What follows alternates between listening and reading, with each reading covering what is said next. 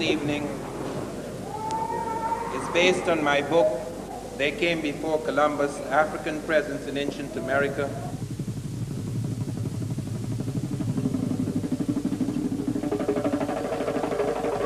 A great deal of research has been done. One has become aware of far more things that have emerged from excavations that help to confirm with almost an absoluteness what we have advanced in the past, that there were Africans in America before Columbus.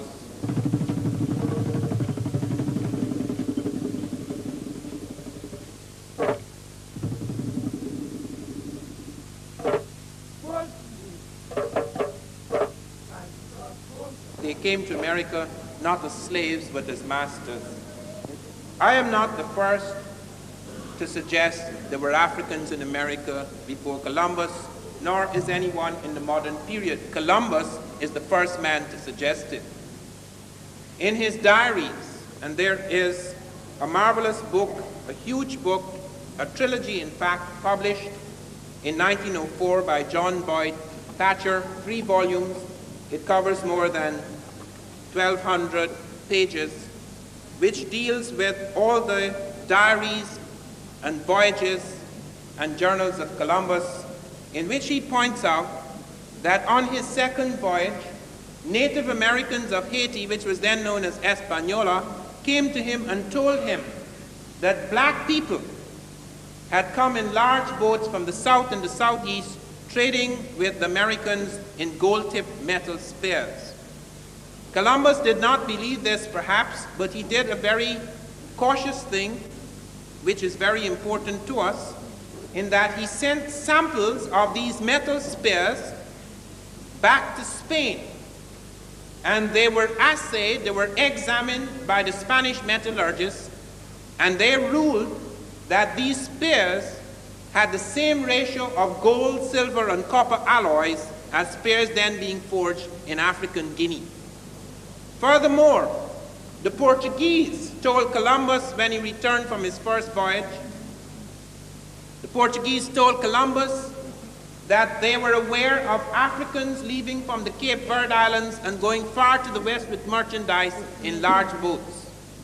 There are 2 things to bear in mind here. First of all, the Portuguese were aware of African navigation because the Portuguese had been in Africa since around 1450. They in fact had clashed with the Gambian Navy.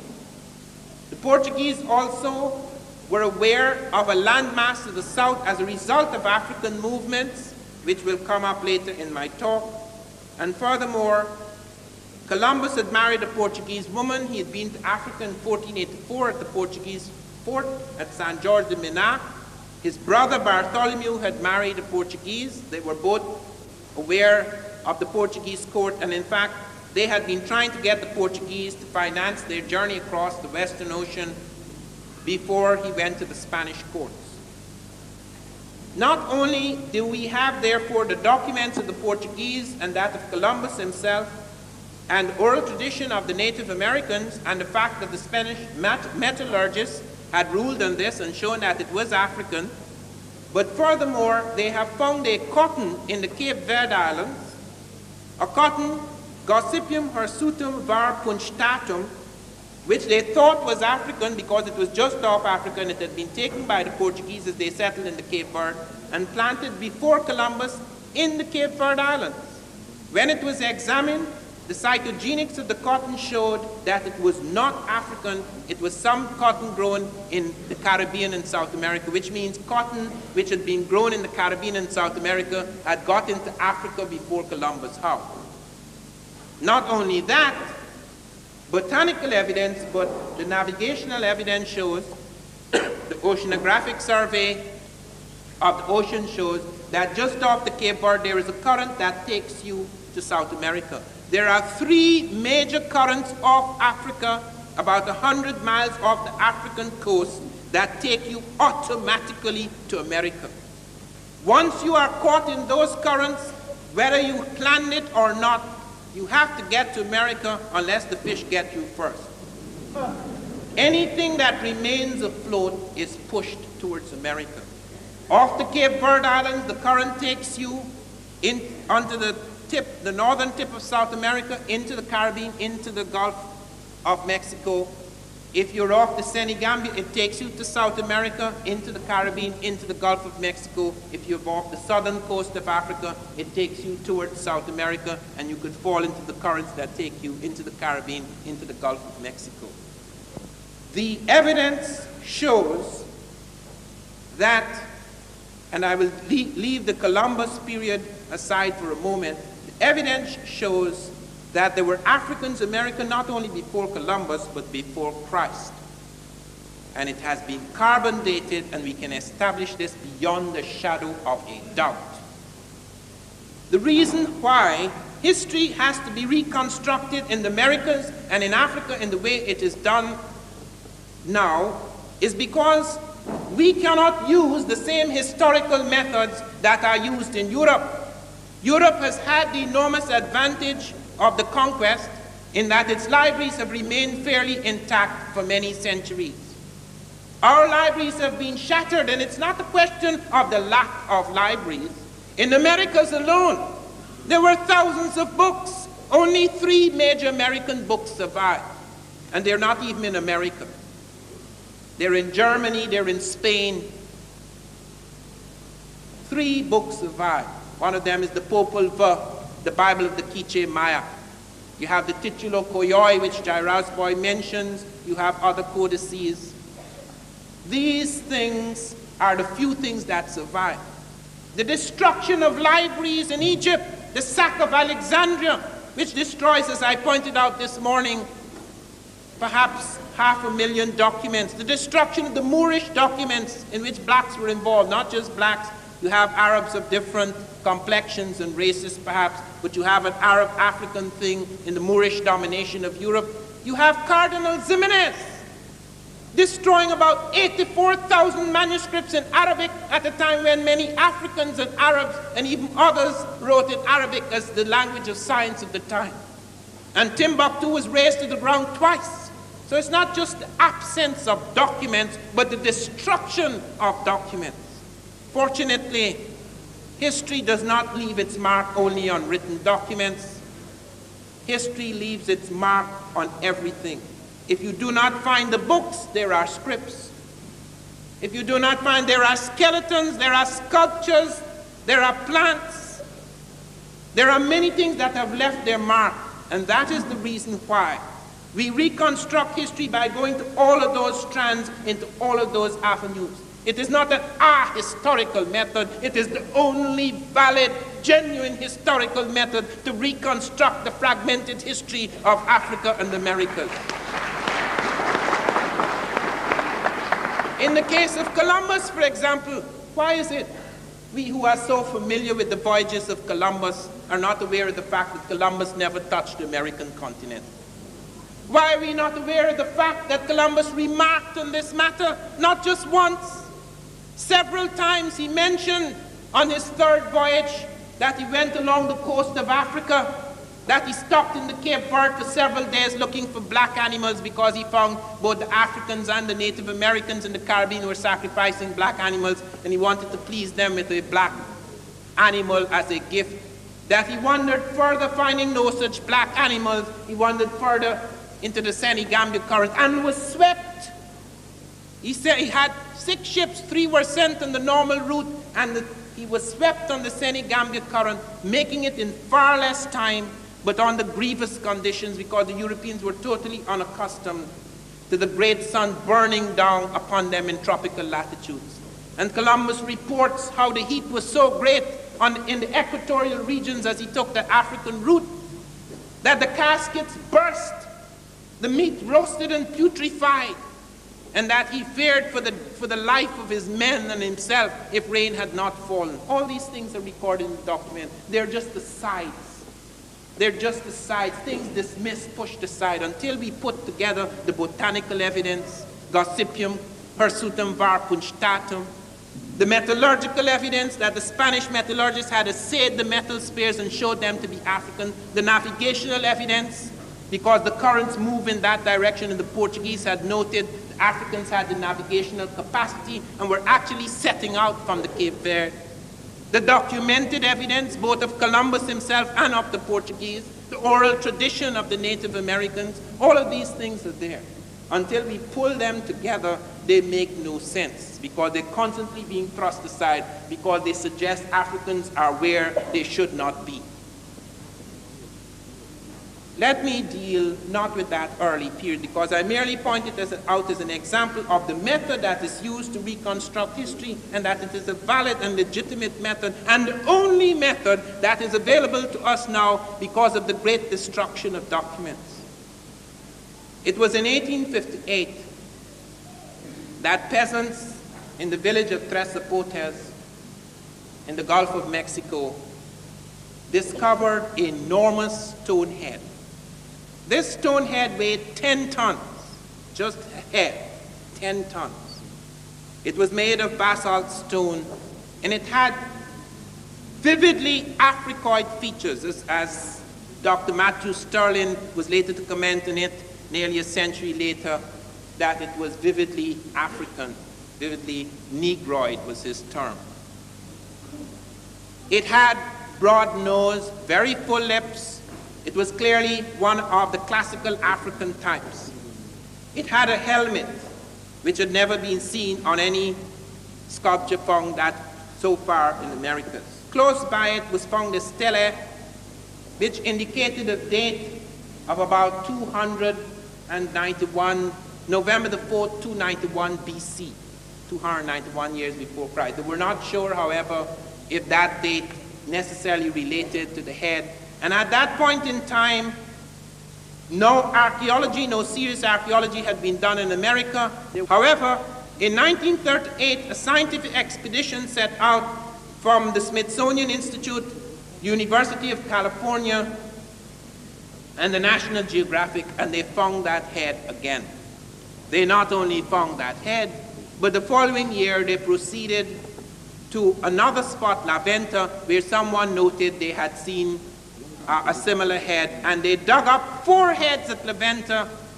Between 1939 and 1940, 4 heads were dug up at La Venta, and again it was the same thing, enormous heads, 6 to 9 feet high, just a head, weighing between 10 to 40 tons in weight, having African-type features, and the same type of helmet, as Jairasboy has pointed out. You could find it at Tanis in the Egyptian Delta, with a flap falling along the side of the head, a kind of crest with a flap and incised markings, etc. And the extraordinary thing is that I discovered last year through a friend of mine, he's Wayne Chandler, he's an photojournalist. He discovered in the files of the Smithsonian a photograph that has been suppressed for nearly 50 years, which is shown here for the first time in public in my slides, which shows that the first head that was discovered not only had African features, but Ethiopian braids. It's carved out in the stone. It has never been published, it has never been shown.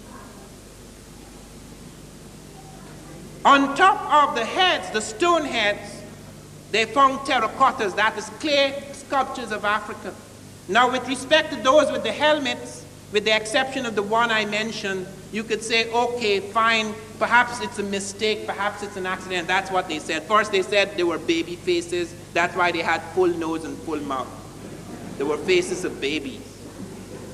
Then they said the reason why they have these enormous lips is because they're the snarling mouths of jaguars. These people among whom they were found, Olmec, they worshipped jaguars, and therefore the snarling mouth of the jaguar was copied. Then they said, one of them said it was made of molten rock, and it fell on its face, and that's why it became flat and full. The latest explanation is most ingenious. The Science Digest did an article on me in September 1981, in which they presented my case very fairly and objectively, showing the nature of the objections of the establishment, including one eminent historian of Mexico, Michael Coe. And they went to Michael Coe, Boyce Rensberger, the leading science writer for the Times, who did the story on me. He went to Michael Coe and he said, "Do you believe what Van Sertima is saying, that these are African?" And Michael Coe said, "They don't look at all African, and even if they do," he says his words, "even if they do, the reason why they have full noses, the reason why they have broad noses and full lips is because the tools were blunt and they couldn't make them any sharper." That's the leading authority on the Americas, prehistoric Americas. And let me present the case for the dating. On the wooden ceremonial platform where 4 of these stone heads were found at Levanta, which turned out to be the holy capital of the Olmec world, O-L-M-E-C, Olmec, the first major civilization in America. The dating of the wooden platform, the charcoal, there were 9 samples of charcoal dating, gave a reading of 948 to 680 BC. It's not just the stone head, but in addition to the stone heads, you have terracottas that are clay sculptures of African types. Not only the nose now and the lips, the hair is clearly Africoid. Because even though you could say that some Asiatic types who came across the Bering Straits may have Africoid type features, the hair now is very distinctive, the kink and coil of the Africoid hair, very distinctive on the head of the terracottas. And what is more, and note this, the artists went to the trouble of selecting oxide dyes for the clay so that it could be dark brown or dark red or dark black, so that it could be distinguished from the other terracottas. So that on the dark terracottas, you're finding this African peculiarity of feature. And in addition to that, in addition to the stone heads, of which there are 14 spread over Tres de Portes, La Venta, and San Lorenzo in Veracruz, in addition to the terracottas spread all over that Olmec central area, you have skeletal evidence. Professor Wierzyński, a Polish skull expert, was able to show after a study at Tlatelolco, at Cerro de las Misas, and at Monte Alban, in the dry areas of the Olmec civilization, where the Olmec from the swamps had moved into these areas, he showed Africoid types. He said it's probably West African. I have just come from a meeting in New Mexico before 200 professors who are studying ancient scripts, who have established beyond the shadow of a doubt, and I shall deal with that later in my talk, that the Egyptian script traveled to America before Christ around 800 BC.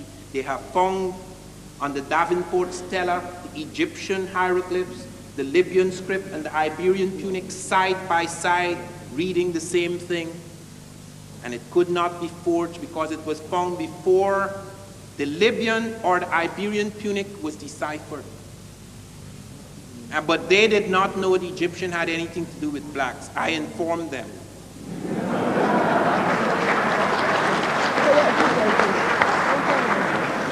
Or the Reader's Digest had a big article after my book turned out. Europeans in America, 800 BC, the same period that I had pointed to. Europeans in America before Christ. Who are these Europeans? The Egyptians.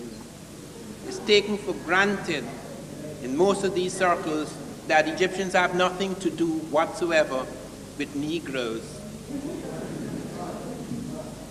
In the Olmec world, as I say, you have this corroboration of evidence, the skeletal evidence in the dry areas, because in the swampy areas no skeletal evidence survived. Rasboy has pointed to a very important thing, that is the possibility even of mummification in the Olmec world, but because the skeletons were not preserved, we find it in a statue where you have the rib cage outlined, the hands close together, the fingers open, the shroud, etc., just like in the Egyptian world. Nowhere on earth, on any archaeological site, could you find a corroboration of so much evidence. Stone heads representing a distinct physical type, terracottas representing the same type with the texture of hair and coloration of skin, and skeletal evidence representing that type as high as 13.5% at Tlatelolco, going down to 4.5% at Monte Alban. And you yet deny the existence of that type because it involved African and it could not be there. The general assumption, the conventional assumption is that only Europeans and Asiatics can move. Africans do not migrate.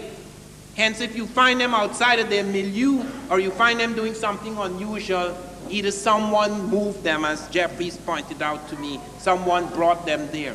Even Wiener, Leo Wiener, the pioneer in this subject, who in the 1920s at Harvard recognized through a study of philology that there were Africans in America before Columbus.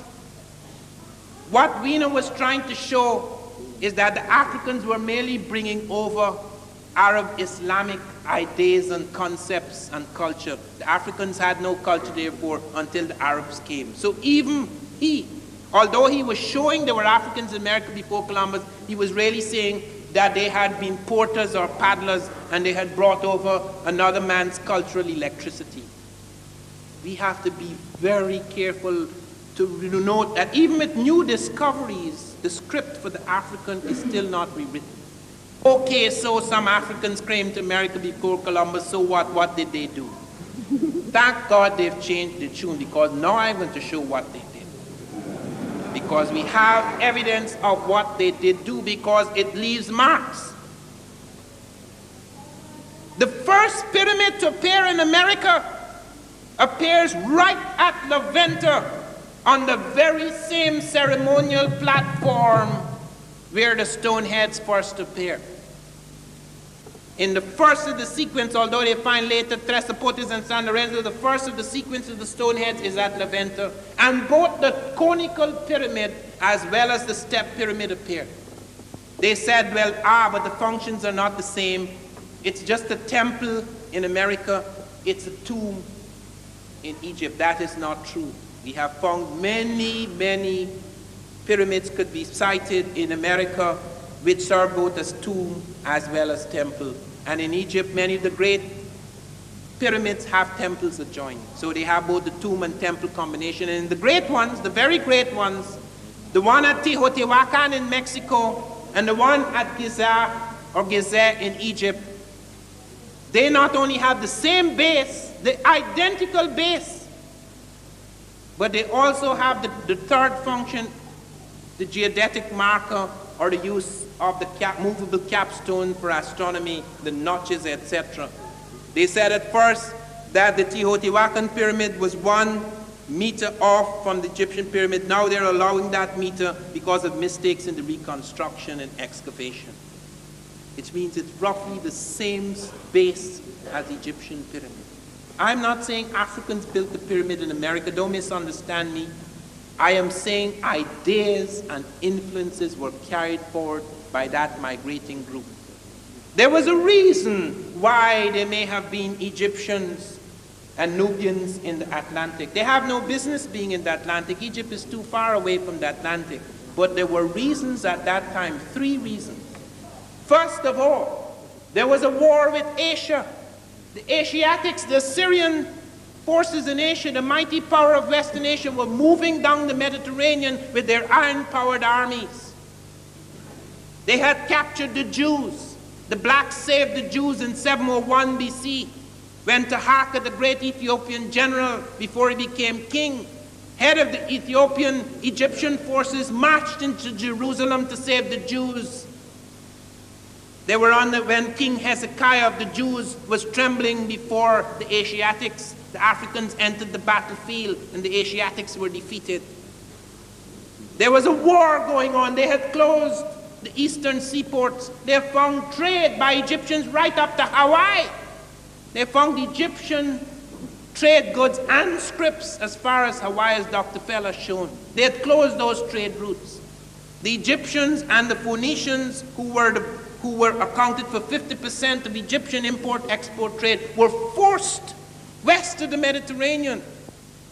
Script. Barry Fell has shown among the Mi'kmaq a whole series of words in astronomy. As much as 90% in one area, 90% of the astronomy words are identical with Egyptian, the sounds. You go to the script and you look at the Iberian, Punic, the Libyan and Egyptian together, and the Davenport Stela, the hymn to the Aton written in the American. How come? When I was at the conference in Arizona, I met a gentleman, I forget his name now, some famous doctor whose name passes me because I got so furious with him, I have forgotten him. He's written a book on the Micmac, challenges me. I said, all right, sir, if you think that this is a fake, I have both before me. I have the Micmac and I have the Egyptian. You are so acquainted with the Micmac. Show me which is which. I don't want to be drawn in that, he said. But the audience, they really embarrassed him. They said, show him, show him, show him which is the fake. Didn't dare do it. Didn't dare do it. There's so many, and it is true that in scripts you can have occasional parallels because there's a limit to human science, but these things were for arbitrary things, very complex markings for arbitrary things.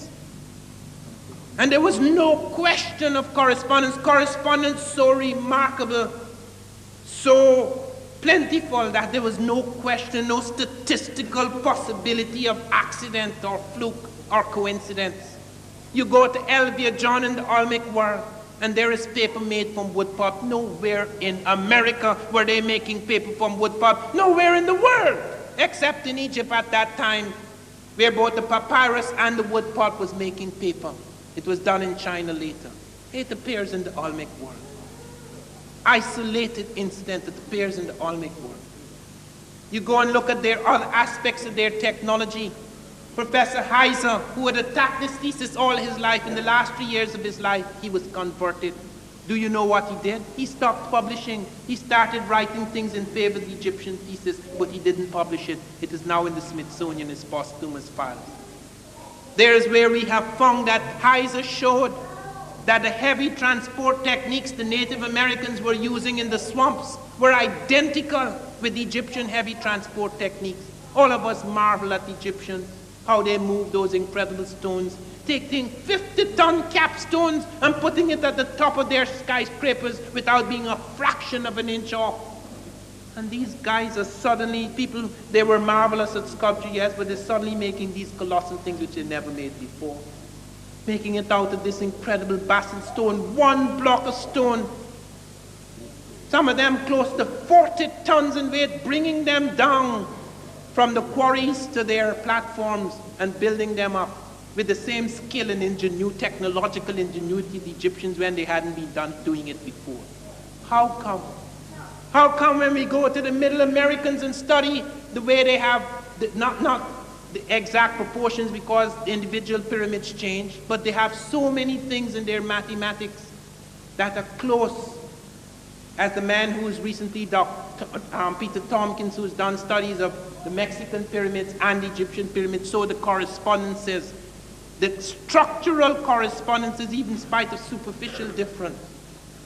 And when we come to ritual, that is the most astonishing thing, and I must give great credit to Jairaj Boy for what he's done in ritual. Jairaj Boy showed several gods of the Egyptian that are identical with the American. There is the god Sokar. He is standing there and he has open arms, outstretched arms, and he has wings on his arms, and he's standing on the back of a snake, and the snake has a head at the head and a head at the tail. You go to Mexico, and there is this god standing there with arms outstretched, wings on his arms, standing on a snake with the head at the head and a head at the tail. How come? The god Aken, he pointed to the double rope swallowing god, identical. The faceless Aken with the swallowing the double rope, there in Mexico in the Olmec world. He shows feathered sunshades, made of 3 concentric circles, 3 colors. These are very detailed things. These are very complex correspondences. They're not flukes. And there you find the same thing duplicated. The double crown. Who wears the double crown in all the world except the Egyptians who united the north and south, for whom there was a political necessity to have a double crown, the red and the white crown.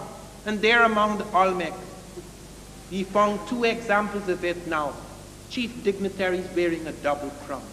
The flail, the crook, you find it on the Olmec dignitaries as among the Egyptians. The use of purple, we have found the codex A codex is recent, Natal Codex, showing pictures of black-skinned as well as red-skinned kings in ancient America.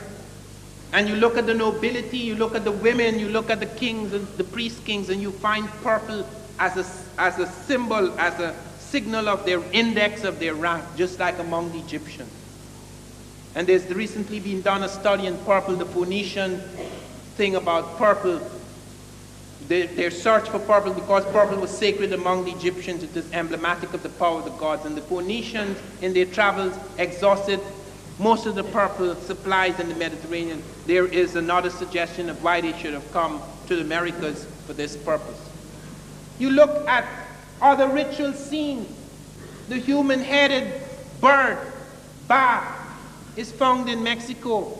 A bird with a human head. This is in Egypt, and on the Egyptian tombs, and they have a little hole in the tomb with the bird to fly out. You see it duplicated in America. Nowhere else.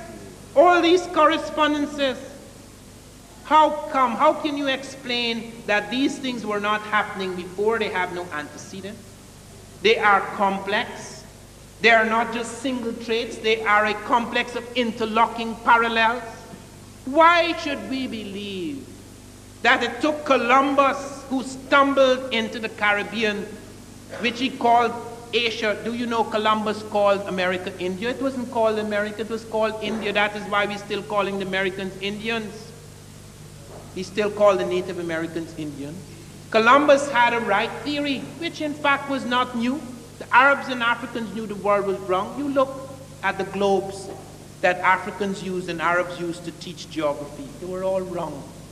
So only Europeans believed the world was flat, until some of their geniuses were persecuted, proving that it was wrong. That's a fact. You look at the maps, those early maps. You look at the early globes that were used in geography. But the thing, and you find it in Arabic documents in the Moorish period, there was assumption all through that Moorish period that the world was wrong. Columbus wasn't new about that. He was right theoretically. If the world is wrong, you could go far to the west and end up in the east. What he didn't know is that you would need an airplane to do it, not the Santa Maria. So the Santa Maria collided with another continent, and he assumed, do you know that even though Columbus doubted that it was Asia, you know what he did? He sent his notary, Fernando Perez de Luna, among the ships and got every man to sign a document that he was off the continent of Asia. He couldn't take any chances. They spent a lot of money sending him out. He had to find India. He had to find the treasures of Marco Polo, come what may. And he got them to sign a document, and he threatened them. If any man were to say they didn't go to the continent of Asia, or they were not off the continent of Asia, if there were officers, they would be fined 500 maravedis, several months' salary. And if they were common sailors, they would be given 100 lashes and have their tongues cut out. That's in the documents. That's the great discoverer, St. Christopher. When he came back, he was coming back to Spain. A storm blew his ships into Lisbon, Portugal. The Portuguese were rivals of the Spanish. He sat down. My book begins, and that is no fiction. I have researched every word of it. He sat down to dinner with the Portuguese king, King John II. They sat to dinner on March the 9th, Saturday evening, 1493. Rain fell the next day. I know all the details that were put down.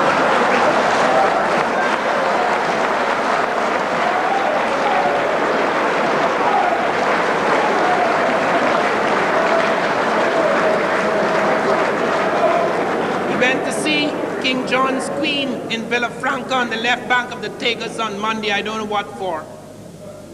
But there in that weekend, on that Saturday and Sunday, there were discussions.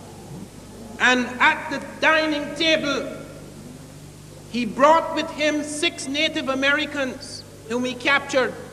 He was the first man to make slaves out of the Native Americans. And he brought 6 Native Americans with him who fascinated the Portuguese court with the red tint of their skins and their hair.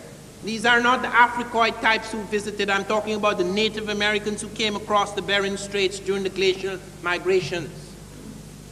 And he brought these men.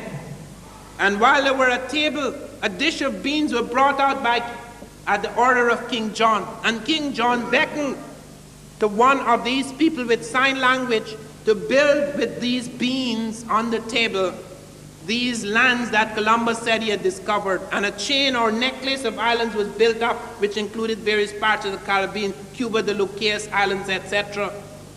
And when King John saw the massiveness of the discovery, the so-called discovery, because Spain is small compared to the Caribbean. The Caribbean stretches over 1,000 miles of the Atlantic. Some of you don't think so because you came from it and you think it's pretty small. I'm not talking about small in the sense in which you think of it. I'm talking about its physical size. They were upset because the Portuguese, both King John I and II, had refused to give Columbus permission or support. And now the Spanish were going to rule two worlds. And they were so upset by that they asked Columbus to go back home and argue for a line to be drawn across the world to separate the claims of the two Catholic kingdoms. This was known as the Tordesillas Line. It was signed on June the 4th, 1494, before the discovery of South America by Europeans, before Cabral had got there in 1500. And it was drawn across. The Pope did not give it his blessing until afterwards, but it was drawn in 1494 at the Treaty of Tordesillas, and it includes South America, and they had never seen it. It includes Brazil, 200 miles of territory from that ocean going right back. And why did the Portuguese do that? They hadn't been there. They were concentrating on the route along Africa up into India because of the strength of knowledge they got from Africans who were aware of a southern land mass, just below the equinoctial line within the same latitudes as Guinea. And Columbus was told about it. Columbus went back to Spain and argued because he was then Prince of the Ocean Sea. He came almost like a king. He was nothing. He argued with the Spanish that they should agree with the Portuguese. Let them draw the line because there's only water within the line. It's only 375 leagues from the Cape Verde, which is 4.5 miles according to Vespucci. Roman miles give it 4, but they give it 4.5, about 1,600 miles. And Columbus said, nothing to worry about. You're not giving anything to the Portuguese. I have traveled twice as many leagues, and I have found no such land, which is true, because Europe is twice as far from America as is Africa. But when Columbus was on his second voyage, a man called Jaime Ferrer appeared in the Spanish court and told Ferdinand and Isabella that Columbus was lying, that he had knowledge from Arabs and Ethiopians. The word Ethiopian was generally used for African, that there was a landmass to the south within the line, that the demarcation line they were drawing up between the Portuguese claims and the claims of the Spanish. And he said a damaging thing. He said, Columbus knows more about this sleeping than I do waking. So when Columbus was sent a letter from the King of Spain, he said, please come home immediately. And I want to know all that you know about this demarcation line. Columbus wrote back to say, I have arthritis and I am too ill to move. And then he said something which was a deliberate lie because he knew it was not true. He said, Cuba is the continent. I have found the continent.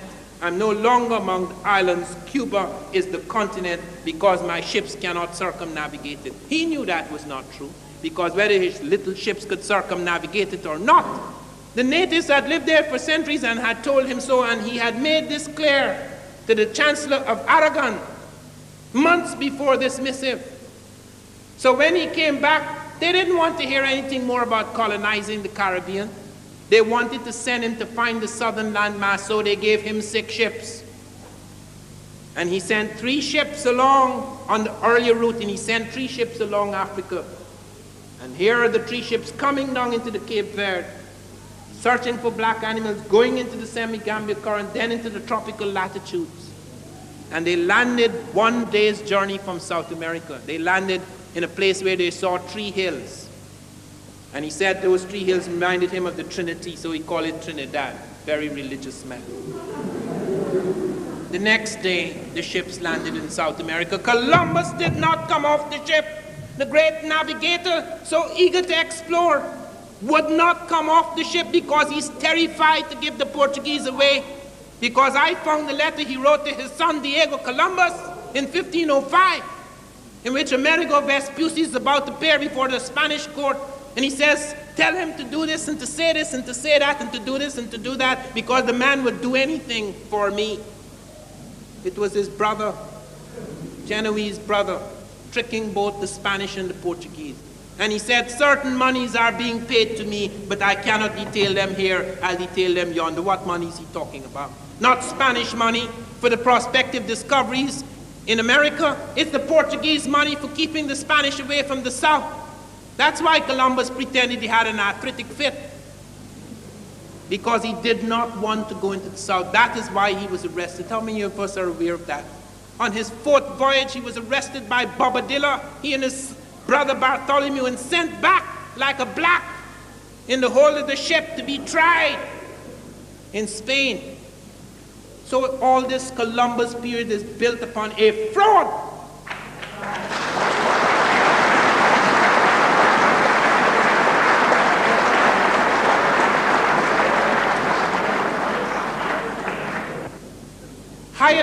Thor Heyerdahl, the Norwegian explorer, took a papyrus reed boat, which the Egyptians had used and the Ethiopians had used on their inland lakes and elsewhere. And he showed that the curves of this boat showed that it could cross the ocean. It wasn't just for inland shipping, and it was used 800 years before Christ. And he said it can cross the Atlantic. And scientists scoffed at him. Scientists took the papyrus reed and they said, if you put it in a tank, it will sink. And they put it in the tank and it sank. And Heyerdahl said, if I took a piece of the Queen Mary, which is made of iron, and put it in a tank, it would also sink.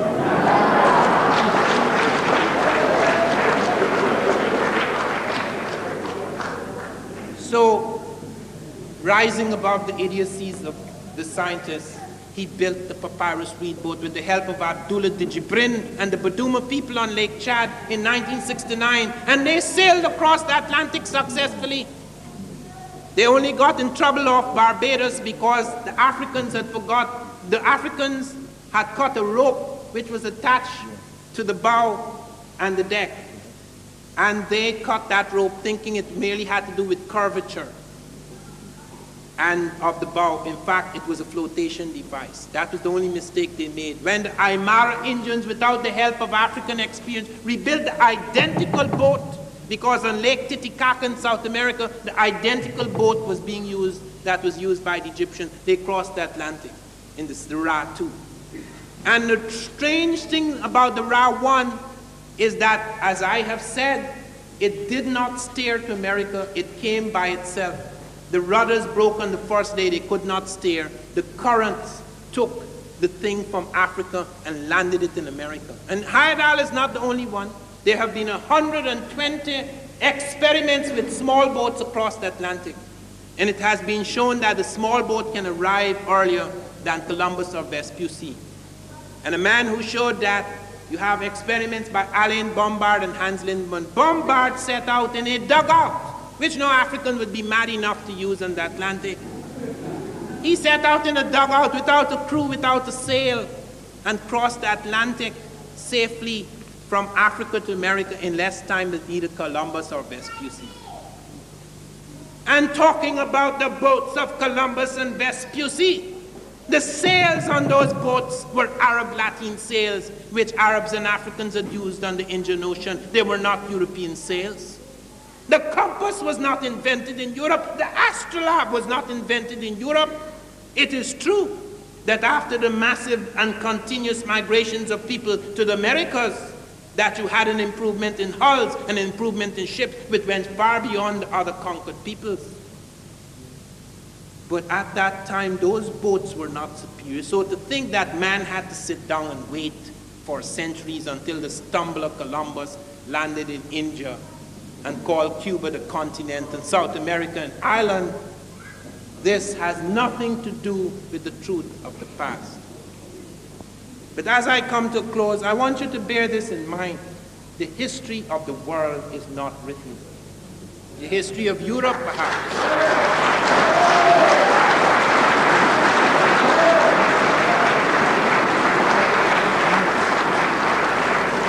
There remains a great deal to be done.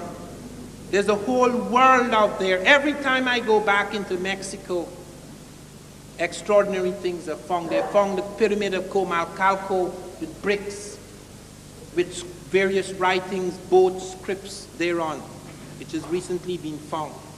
A whole new set of things are emerging. This is not a finished chapter. This is no closed chapter. This last chapter has been written with a certain eye, an eye which has been blind to the genius of the African.